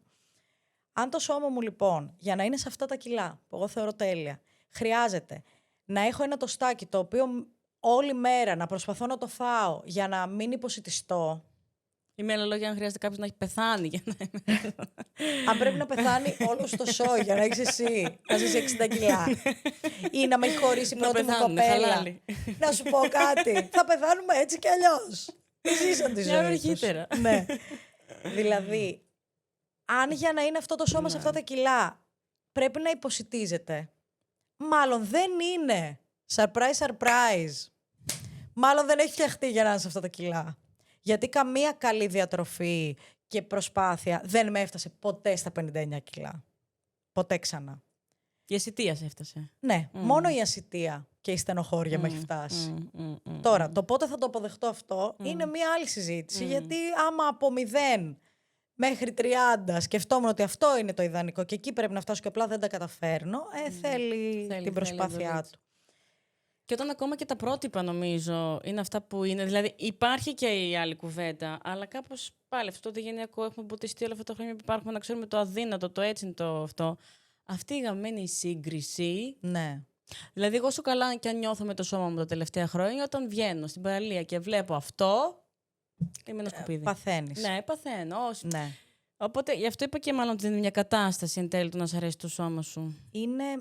Έχει διακυμάνσεις. Ναι, έχει διακυμάνσεις. Βοήθησε. Το πρώτο πράγμα που με βοήθησε ήταν ότι στην προηγούμενη μου σχέση, που υπήρξα μάλλον και πρώτη φορά στη ζωή μου ευτυχισμένη γενικά, οπότε έμαθα τι είναι να είσαι ευτυχισμένος σαν κατάσταση. Όταν είσαι ευτυχισμένος, λοιπόν, που δεν το είχα ξαναζήσει ποτέ. Να είναι καλή σχέση. Ναι. Δεν σε νοιάζει τόσο πολύ ότι η κοιλιά σου κάνει δίπλες, ότι να πας στην ξαπλώστρα και να προσέξεις πώς θα κάτσεις. Γιατί απλά έχεις αγαπηθεί, έχεις δει το σώμα σου και τον εαυτό σου μέσα από τα μάτια ενός ανθρώπου που σε λατρεύει και σε γουστάρει κτλ. Όπως αντίστοιχα μπορεί να έχεις κοιτάξει και εσύ αυτό το σώμα με το οποίο αυτός ο άνθρωπος δεν νιώθει τόσο καλά και εσύ να το βρίσκεις τέλειο. Και μέσα από όλο αυτό κάπως σίγουρα βοηθήθηκα να μπει πολύ πιο χαμηλά στη λίστα το πώς φαίνομαι. Μετά ήμουνα που έσπασα το πόδι μου 2 φορές, οπότε πέρασα 6 μήνες στον καναπέ. Και τότε μου έσκασε και το Χασιμότο, που ήμουνα άλλους 6 μήνες σαν να περνάω αμινόπαυση. Είχα εξάψεις, είχα πριξίματα, ήμουνα χάλια. Ήταν σε μια τρομερά alert κατάσταση ο οργανισμός μου. Οπότε, από εκεί που ξεκίνησα, από το τέλειο μου σώμα και ήμουν σε ένα πολύ καλό state και στη σχέση μου και χαρούμενη κτλ. Πάλι το σώμα μου άρχισε λίγο να με πολεμάει. Τώρα αυτό ψηλό κυριολεκτικά, γιατί ο οργανισμός μου πολεμούσε το θηροειδή μου, οπότε οι ορμόνες μου ήταν χάλια. Οπότε πάλι ήρθε μια πτώση σε σχέση με αυτό το κομμάτι, αλλά ήδη είχα κατακτήσει το να υπάρχει μία περίοδος στη ζωή μου που να μην με νοιάζει το πώς φαίνομαι. Που να πάω στην ξαπλώστρα και να κάθομαι οκλαδών με τα μπούτια μου τα πλαϊνά να διπλώνουν και η κυταρίτιδα να τονίζεται και η κοιλιά μου να είναι δίπλα η μία πάνω στη και εγώ να κάθομαι και να υπάρχω. Όταν το κατέκτησα αυτό, που ήταν πολύ σημαντικό ορόσημο για τη ζωή μου, μπορούσα πάντα να γυρνάω σε αυτό, σαν σκέψη. Και αυτό σε αυτό με βοήθησε πάρα πολύ η ψυχοθεραπεία, γιατί είναι ένα εργαλείο που λες, θυμάσαι όμως την προηγούμενη φορά που είχες την ίδια φοβία, πώς εξελίχθηκαν τα πράγματα και ότι δεν έγινε αυτό που φοβόσουν. Ξέρεις, υπάρχει ένας μηχανισμός που αν τον κάνεις 1 εκατομμύριο φορές, ξαναλέω, κάποια στιγμή γίνεται βίωμα. Ναι, και αυτό το ότι έγινε βίωμα... πέρασε η πληροφορία, ρε παιδάκι. Πέρασε η πληροφορία, γιατί ήμουνα και έτοιμη να τη δεχτώ και είχα κάνει και την. Ότι πολλές φορές ότι μπορεί κάτι να σου πει ο άλλος, ξέρεις, μια συμβουλή, ας πούμε, αλλά αν δεν το βιώσεις, να το νιώσεις, να καταγραφεί. Στην πορεία, μετά από αυτό και μετά και από αυτή τη σχέση, άρχισα να κουράζομαι. Δηλαδή, άρχισα να κουράζομαι που το πρωί σκεφτόμουν κάθε πρωί της ζωής μου. Πρώτη σκέψη. Αν ήμουν όμως λίγο πιο αδύνατη. Τώρα δεν μπορώ να πει. Αυτό. Πρώτη σκέψη της ζωής μου. Κάθε μέρα, ξέρω εγώ, από 13 χρονών, ρε φίλε, και με 33, ας πούμε. Είναι δυνατόν. Γιατί είναι τόσο σημαντικό για μας? Το έχεις αποκωδικοποιήσει αυτό. Γιατί είναι τόσο σημαντικό? Γιατί έτσι μας είπανε ότι είναι σημαντικό. Και είναι για να αγαπηθούμε, δηλαδή... Για να μας αποδέχονται, να μας θεωρούν ωραίες. Εγώ είχα και τεράστιο θέμα αποδοχής και... Δηλαδή, μία φίλη μου είπε και με ξεκλείδωσε όταν της είπα «Θέλω να με αποδέχονται όλοι και να με συμπαθούν». Πώς να σου το πω. Και μου είπε «Συγγνώμη, θες ο φασίστας της γειτονιάς σου να σε αποδέχεται και να σε συμπαθεί?» Λέω «Όχι», μου λέει «Δεν θες όλοι να σε συμπαθούν». Δηλαδή, πραγματικά μου ανατείναξε τον εγκέφαλο μια ζωή κόπων για να με συμπαθούν όλοι. Καταστράφηκε. Ήθελα, αν μάθαινα ότι η Μαρία είπε στην τάδε και το άκουσε η φίλη σου η τάδε, ότι ρε, αυτή δεν την πολύ συμπαθώ, μου τη σπάει. Ωραία. Ήθελα να έρθω να σε γνωρίσω, να με γνωρίσει, να δεις τι καλή που είμαι. Να σου αλλάξω τη γνώμη. Δεν καταλαβαίνεις. Τι κόπος είναι κι αυτός. Πολύ. Οπότε μετά από άπειρη δουλειά γενικά και ταλαιπωρία και μετά από ψυχικές δυσκολίες πολύ βαθιές που χρειάστηκαν πάρα πολύ κόπο, όταν έστρεψα το φακό στο ότι εγώ θα ήθελα να ξανά είμαι χαρούμενη με κάποιο τρόπο. Να γυρίσεις όπως σε ήμουνα αυτή τότε, την παραλία. σε αυτή τη μία φορά που ήμουν ευτυχισμένη. Με κοίταζε ένας άνθρωπος απέναντί μου που έβλεπε ότι με λατρεύει και ότι αυτή η κοιλιά τη λατρεύει. Έχει πάρα πολύ να κάνει με το πώς βλέπουμε εμείς τον εαυτό μας. Ναι, και το αν θα γυρίσουμε ποτέ στα αλήθεια να κοιτάξουμε.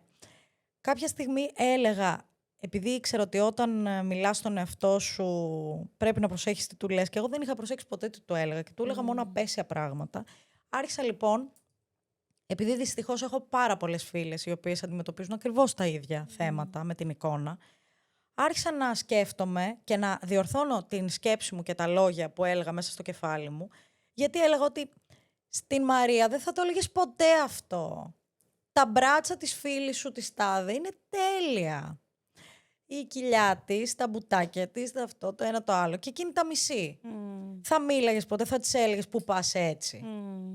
Κοιτάς ποτέ αυτή τη δική της ατέλεια που αυτή τη μισή την κοιλιά της και την κρύβει και την κάνει. Την κοιτάς ποτέ και λες πω, είναι η κοιλιά αυτή. Για φέρσου στα ψέματα, σαν να σ' αγαπάς ρε παιδί μου. Ναι. Ή ότι δεν είναι ότι δεν την αγαπάς τη φίλη σου επειδή έχει το μπρατσάκι, την κοιλίτσα, το μπουτάκι. Κάνουμε άλλα μικρούλικα. Ναι. Που νομίζω ότι στο τέλος αυτό μας απασχολεί. Το αν θα μας αποδεχτούν, αν θα μας αγαπήσουν. Και αυτό ήθελα να το συνδέσω και με αυτό που είπες πριν. Γιατί εσένα σ' αρέσουν οι γυναίκες. Εμένα έχω πολύ στο μυαλό μου ότι ένας λόγος που θέλω να κρατήσω, να δυνατήσω, να είμαι αδύνατη, δεν ξέρω εγώ τι γυνασμένη, είναι το male gaze, να αρέσω στον άντρα. Και ήθελα να σε ρωτήσω αν αυτό αλλάζει στη δική σου την πλευρά που είναι γυναίκες στο κοινό σου. Την μία φορά, την πρώτη μάλλον φορά που μίλαγα έτσι και φλέρταρα, τώρα αυτό κοντεύει 10 χρόνια πριν. Είμαι γριά. Νόμιζα ότι είμαι lesbian baby ακόμα, αλλά όχι. Την πρώτη φορά λοιπόν που άρχισα να φλερτάρω με ένα κορίτσι με πιο πολλά κιλά. Από σένα. Από μένα. Και με διαφορετικό σωματότυπο και αυτά. Τέλος πάντων, πιο εμφανώς τσάμπι. Εκτός των προτύπων, τέλος. Ναι, εκτός των προτύπων κτλ. Θέλω να πω το εξής. Πολύ συχνά εγώ μπορεί να έβλεπα τον εαυτό μου και να τον συνέκρινα με τον προηγούμενο εαυτό μου και να έλεγα ότι ότι θα περπατάω και θα λένε κοίτα η χοντρή που πάει. Τραντάζεται ο δρόμος. Ναι, τραντάζεται ο δρόμος. Και οι άλλοι άνθρωποι απέναντί μου να βλέπω ότι δεν με κοιτάνε. Ξέρω, ότι δεν με βάζουν σε αυτή την κατηγορία. Πώς λέγαμε πριν για τη Βίκη, για τη Στέλλα, και ότι τις αντιμετωπίζαμε με έναν τέτοιο τρόπο και η κοινωνία μας πέρασε ότι αυτή δεν μπορεί να περάσει απέναντι το δρόμο. Θα σπάσει ο δρόμος δηλαδή. Οπότε, αντίστοιχα, υπήρχε και διαστρέβλωση γενικά όλων των εικόνων. Αυτό που σου έλεγα και πριν, όπως έκρινα και εγώ τον εαυτό μου, έτσι έκανα και τους άλλους. Αρχίζω λοιπόν να φλερτάρω με αυτό το κορίτσι, με το οποίο τα λέμε τι ωραία και τι καλά. Την πρώτη μέρα που βγήκαμε, ένιωσα περίεργα. Δηλαδή, και είναι πάντα το ορόσημό μου αυτό, ότι έκρινα τον εαυτό μου και είπα, άρα τώρα εσύ κρίνεις τον άνθρωπο, ενώ μια ζωή μου λέγανε οι φίλες μου ότι δεν έχω γούστο, ας πούμε. Δεν έχω πολύ ωραίο γούστο. Και εμένα, επειδή είμαι πολύ εγκεφαλικός τύπος, αυτό που λέμε, πραγματικά, δεν μου έχει τύχει ποτέ ένα κορίτσι που θα το δω και θα πω τι όμορφη γυναίκα ή τι ωραία γυναίκα. Ταυτόχρονα. Δεν έχει τύχει να με έλξει και ταυτόχρονα. Η ομορφιά της απλά. Ναι, η ομορφιά της απλά. Όλα τα κορίτσια με τα οποία έχω συσχετιστεί και συναναστραφεί και αυτά, δεν ήταν το άτομο που... Γι' αυτό και έλεγα, τι κοιτάμε τα dating apps, δηλαδή τις φωτογραφίες από τα κορίτσια που έχω βγει, κατά πάσα πιθανότητα να μην μ' άρεσαν όταν θα τις έβλεπα στο dating app και εγώ τις ερωτεύτηκα, ας πούμε, και τα λοιπά και τα λοιπά. Οπότε ενώ μπορεί να πω, να έχω συγκεκριμένο γούστο στο ποια γυναίκα θεωρώ όμορφη και ωραία και τα λοιπά, αυτό είναι κάτι τελείως άσχετο με το ποιοι άνθρωποι με έλκουν και που μετά τις έβλεπα όλες κούκλες και μ' άρεσαν πάρα πολύ γιατί τις είχα ερωτευτεί και δεν παίζει ρόλο τελικά. Οπότε τη στιγμή που ο εαυτός μου, επειδή ήμουν και εγώ πάρα πολύ αυστηρή με τον εαυτό μου και στο μυαλό μου, δεν έπρεπε να κρίνουμε τους ανθρώπους από την εξωτερική εμφάνιση και δεν έπρεπε να δούμε κάποιον και να πούμε... Και αυτό το κάνει ακόμα και ενοχοποιεί όλο αυτό, έτσι. Ναι, γιατί πρέπει. Είναι φυσική σκέψη αυτή, ναι, που είναι φυσιολογική. Επίσης κάποιοι σ' αρέσουν και κάποιοι δεν σ' αρέσουν. Ναι. Το θέμα είναι ότι εγώ ήξερα ότι τα πράγματα που μπορεί να μην μου αρέσουν έχουν να κάνουν με... Ναι, ήτανε mirroring. Ναι. Οπότε, γιατί όταν βγήκα με την άλλη που ήταν κομμάντο και φέτες έλεγα ότι είναι τέλεια και πολύ ωραία και μ' αρέσει, ενώ όταν βγήκα με τη μία κοπέλα η οποία δεν ήταν φέτες... Χοντροφοβία. Ναι, έπαθα χοντροφοβία. Εκεί όμως τι έκανα. Επειδή προσπαθούσα πάρα πολύ να το αλλάξω αυτό και προς τους άλλους και προς τον εαυτό μου κατά βάση, γιατί συνήθως όταν μας πειράζει κάτι απέναντί μας, κάτι εδώ μέσα δεν πάει καλά, γιατί τέλος πάντων, είπα ότι είναι μια κανονική σκέψη που μάλλον κάνουμε όλοι, κατά πάσα πιθανότητα, γιατί έτσι μας είπαν να σκεφτόμαστε, πέτατη, γιατί γνώρισε αυτό το κορίτσι να δεις αν σ' αρέσει τα αλήθεια.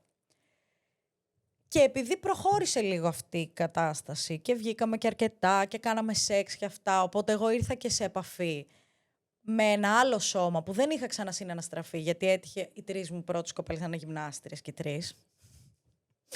Έτυχε. Εγώ με τη γυμναστική καμία σχέση. Όντως. Ναι, απλά μάλλον στο γυμναστήριο. θεωρούσα ότι αυτές είναι οι σωστές γυναίκες, επειδή μιλάμε η άλλη είχε κοιλιακούς... Δεν ένιωθες μειονεξία δίπλα τους? Όχι. Έχω ένα περίεργο. Δηλαδή, γυμνό το σώμα μου, το αποδέχομαι καλύτερα από ντυμένο. Το έχω ξανακούσει αυτό. Ναι. Θεωρώ ότι αυτές. Πολύ σεξι. Ναι. Ναι. Δηλαδή, έχω ακούσει από πολλές μου πελάτησες που ενώ μεγάλη δυσκολία στο κρεβάτι γιούρια. Ναι. Δεν ξέρω. Τέλειο. Μάλλον πιο κοντά στη φύση πολύ μας. Πολύ σεξαπίλα έχετε αυτό. Που το κάνετε αυτό. Ναι. Οπότε, ναι, έπαιξε πάρα πολύ ρόλο στο να αλλάξει λίγο και το βλέμμα μου και να μην βλέπω πια τις γυναίκες γενικά από το πρίσμα του πώς βλέπω τον εαυτό μου. Και έτσι σταμάτησα και να βλέπω και τον εαυτό μου... Ως ένα κομμάτι κρέας. Ναι. Το οποίο δεν έχει τις σωστές αναλογίες για να σ' αγαπήσει κάποια και για να πας μαζί της και. Από εκεί και πέρα δεν ξαναένιωσα ποτέ αυτό το πρώτο... κράτημα που ένιωσα με το πρώτο κορίτσι που δεν ήταν γυμνάστρια και δεν ήταν φέτες. Ναι. Δεν το ξαναένιωσα ποτέ. Εκτέθηκες αυτό που φοβόσουν μάλλον. Είδες και πολλά πράγματα δικά σου, το μαλάκωσες. Ναι. Και αυτό είναι άρα ωραίο. Εν τέλει το αναιρείς αυτό που λέω. Ότι δεν έχει να κάνει με το αν το αντικείμενο του πόθου είναι άντρας ή γυναίκα. Ναι. Το άγχος μας για το αν θα αρέσει το σώμα μας των άλλων παραμένει το ίδιο, ας πούμε. Σε καμία περίπτωση δεν παίζει ρόλο αυτό, εκτός και αν... Τώρα θα την τρώνε τα αυτιά την πρώην μου, αλλά θέλω να πω, αν με κάποιον άνθρωπο κατευθείαν κάνεις, συνδεθείς σε ένα κοινό σας βίωμα, δηλαδή αν έχουμε νιώσει πολύ παρόμοια πράγματα για το σώμα μας και έχουμε ταλαιπωρηθεί πολύ με τον ίδιο τρόπο και ταιριάζουμε και πάρα πολύ, γιατί εντάξει, τώρα αυτό ήταν ένα connection πολύ άμεσο. Δηλαδή κατευθείαν με το που μιλήσαμε υπήρξε connection. Εκεί νιώθεις πιο οικία. Δηλαδή... Γιατί καταλαβαίνει ο άλλος. Γιατί λες, καταλαβαίνει ακριβώς πώς νιώθω. Που δεν σημαίνει αυτό ότι δεν μπορεί να σε κρίνει κιόλας ή μπορεί να μην της αρέσεις. Αλλά κάπως εκεί νομίζω ότι ήταν και η πρώτη φορά που δεν σκέφτηκα πώς θα γδυθώ, πώς θα περάσουμε από τον ντυμένο στο γυμνό. Από την άλλη, έχει να κάνει πάρα πολύ και με το πώς σε κοιτάει ο άνθρωπος που έχεις απέναντί σου. Γιατί ούτε κάποια από τις γυμνάστριες με κοίταξε και είπε, ξέρεις, ένιωσα ότι δεν εγκρίνει. Πάντα τη θες την έγκριση. Τώρα δεν τη θέλω, αλλά τώρα την έχω δώσει στον εαυτό μου την έγκριση. Την έχεις δώσει εσύ σε σένα. Ναι. Και πάντα σκέφτομαι και προσπαθώ να έχω σαν πρώτη σκέψη, αντί για το γιατί δεν είμαι πιο αδύνατη, την ευγνωμοσύνη του ότι πόσα πράγματα έχω κάνει σε αυτό το σώμα. Πώς το έχω φερθεί. Γιατί οι διαταραχές μου οι ψυχικές σωματοποιήθηκαν κατά κύριο λόγο από πολύ νωρίς, σωματοποιήθηκαν. Οπότε το έχω ταλαιπωρήσει με το μυαλό μου το σώμα μου, πέρα από το πώς το βλέπω και πώς του μιλάω, και σε πολύ πρακτικό επίπεδο. Το έχω αρρωστήσει το σώμα μου. Δεν ήταν ακριβώς επιλογή σου. Σε καμία περίπτωση. Ναι, γιατί το λες εγώ το έκανα. Ναι. Και εσύ το σώμα νομίζω αυτό τα κάνει για να σε προστατεύσει. Και για να σε ξυπνήσει και για να σου κάνει. Εγώ αγνόησα όλα τα καμπανάκια, ρε παιδί μου. Τα έχω αγνοήσει. Αλλά θέλω να πω ότι το σώμα μου, παρότι με το μυαλό μου το έχω ζαλίσει πραγματικά, το έχω ταλαιπωρήσει και στη σκέψη για το σώμα μου και κατ' επέκταση του πώς αντιδρούσε σε όλα τα υπόλοιπα που σκεφτόμουν και ένιωθα και βίωνα κτλ. Είναι ακόμα εδώ. Είναι ακόμα εδώ, παλεύει κάθε μέρα, κάνει τη δουλειά του για να είμαι εγώ ξύπνια και για να μιλάω γι' αυτό κτλ. Οπότε κάνω συνέχεια τη σκέψη. Ότι μην το πολεμάς άλλο. Δηλαδή το έχεις πολεμήσει ήδη αρκετά. Ναι, είναι πολύ, πολύ γοητευτικό αυτό. Πολύ ανακουφιστικό. Πολύ όμορφο συναίσθημα να φτάνεις σε αυτό το σημείο να αντιλαμβάνεσαι το σώμα σου πέρα από το σχήμα του. Το πόσα κάνει, το τι έχει κάνει και ότι ο σκοπός του πραγματικά είναι να σε κρατήσει τη ζωή καλά. Βέβαια, εκεί το είπες και πριν κάπως, ότι με πολεμάει κυριολεκτικά με το χασιμό του, ας πούμε. Είναι λίγο πιο δύσκολο στους ανθρώπους που όντως υποφέρουν από κάποια αρρώστια, ας πούμε, διαβήτη τύπου 1 λέγω τώρα, που αυτοί οι άνθρωποι πρέπει να κάνουν κάθε μέρα τις νέες και τα λοιπά. Να πεις αυτόν τον άνθρωπο, αγάπησε το και μα πώς αφού με ταλαιπωρεί. Αλλά και πάλι είναι κάτι με το οποίο, ρε παιδί μου, γεννιέσαι και μέσα σε αυτή τη συνθήκη προσπαθεί να σου προσφέρει όσο καλύτερο μπορεί και να ζήσεις αυτή την εμπειρία που λέγεται ζωή, ας πούμε. Αυτός είναι ο σκοπός του. Και όλα τα σήματα τα δίνει με στόχο φροντιστικά. Αυτό. Κάτι που θέλω σίγουρα να θυμόμαστε είναι ότι νομίζουμε ότι δεν παθαίνει τίποτα από το μυαλό μας. Νομίζουμε ότι... Πρόσφατα μία κοπέλα μου έστελνε απεγνωσμένα μηνύματα, γιατί μάλλον χρειάζεται αγωγή, αντικαταθλιπτική, οτιδήποτε, γιατί ξανά παθαίνει κρίση πανικού και φοβάται πάρα πολύ να την πάρει. Φοβάται να πάρει αγωγή για τις τυχόν παρενέργειες κτλ. Ή αν τη χρειάζομαι μία ζωή, αν δεν μπορώ να ζήσω χωρίς αυτή. Η απάντησή μου είναι ότι αν σου έλεγε ο καρδιολόγος ότι η καρδιά σου, αν παίρνεις ένα χάπι όλη σου τη ζωή, θα είναι κομπλέ, θα λειτουργεί. Θα το αμφισβητούσες. Θα έλεγες, όχι, πρέπει να το παλέψω μόνη μου. Δηλαδή κάποια πράγματα ξεπερνάνε τον έλεγχό μας και ξεπερνάνε και το μόνοι μας. Να το κάνουμε μόνοι μας. Το σώμα μας είναι το ίδιο με το μυαλό μας. Όλα είναι. Αυτό που λένε είναι μέσα στο μυαλό σου. Ναι, όλα είναι μέσα στο μυαλό μας. Και το ότι χτυπάει η καρδιά μου είναι μέσα στο μυαλό μου. Αν το μυαλό μου πει δεν χτυπάω άλλο, δεν θα χτυπάει. Οπότε αυτό οφείλουμε να φροντίζουμε, γιατί από το μυαλό μας ξεκινάνε όλα και αν δεν το κανακέψουμε και δεν του δώσουμε σημασία και όλα αυτά τα καμπανάκια που και εμένα μπορεί να μου χτύπαγε το σώμα μου, τα αγνοούσα και τα συνεχίσουμε να τα αγνοούμε, θα αρχίσει να παθαίνει άλλα πράγματα. Και εγώ θέλω να πω και το να αγκαλιάσουμε λίγο τους φόβους μας και τις πιο ντροπιαστικές σκέψεις. Καμία σκέψη νιώθω ότι δεν έχει ντροπή μέσα της. Κάπως έτσι μεγαλώσαμε με αυτά τα πρέπει που έλεγες. Και πολεμάμε κάποια πράγματα που τα νιώθουμε. Ενώ αν πούμε αυτό είναι. Ναι. Το αγκαλιάζεις και εκεί μαλακώνει και αρχίζεις και βρίσκεις τη λύση. Γιατί όσο επικρατεί ο φόβος, είσαι κολλημένος σε ένα σημείο. Ναι. Γυρνάς λίγο γύρω από την ουρά σου σε αυτό. Ναι. Και αυτό που θέλω να πω. Έτσι κλείνοντας. Είναι ότι όταν ξεκίνησα να κάνω live, έκανα 2 live, ας πούμε. Λες τώρα με τη μουσική, να γιατί κάνεις και 1002 πράγματα εσύ. Όταν άρχισα να κάνω λοιπόν τραγουδιστικά live, στα 2 πρώτα μου live, ήμουνα αρκετά άβολη, δεν ήξερα τι να βάλω, ήμουνα και λίγο πιο...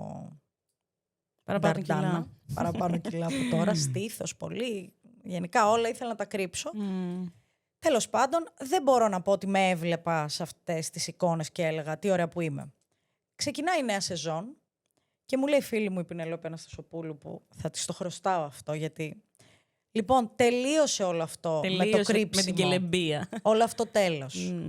Σου στερεί και σου αφαιρεί από αυτό που λες, από την ενέργειά σου και από το sex appeal σου, πάνω σε αυτό που κάνεις. Δεν συνάδει ο τρόπος που ντύνεσαι, που ντύνεις το σώμα σου, με αυτό που κάνεις.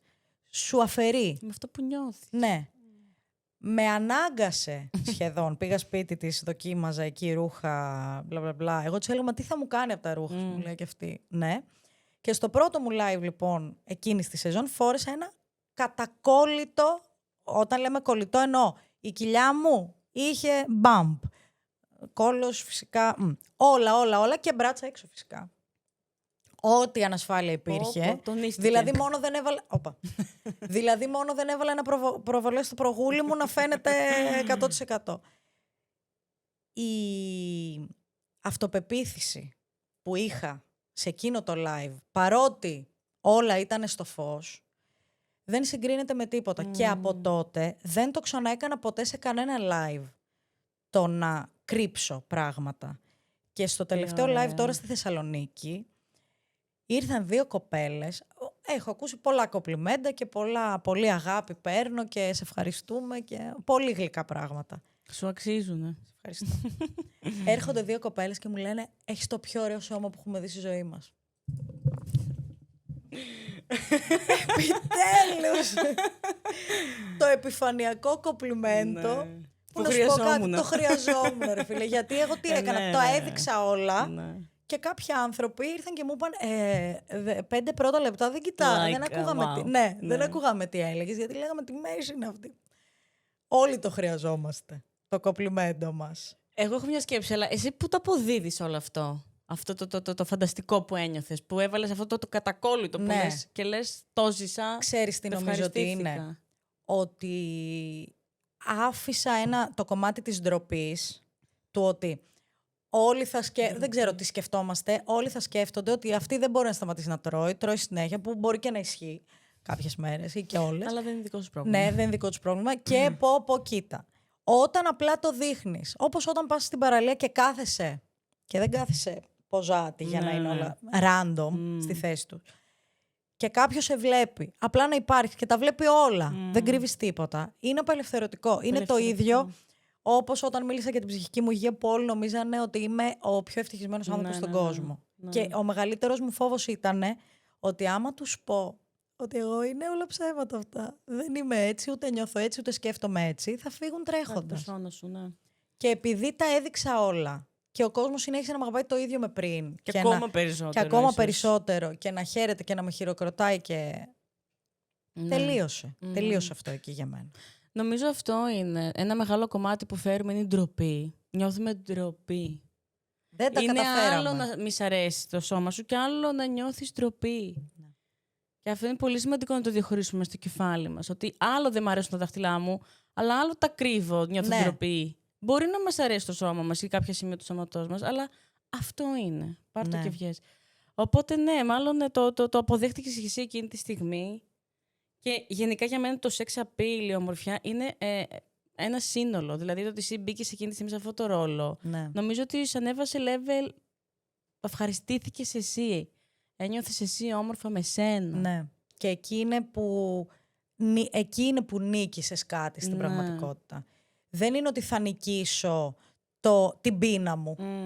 Θα νικήσω το ότι το σώμα μου ζητάει γλυκό. Θα νικήσω γενικά να μην τρώω ενώ το σώμα μου χρειάζεται τροφή για να ζει.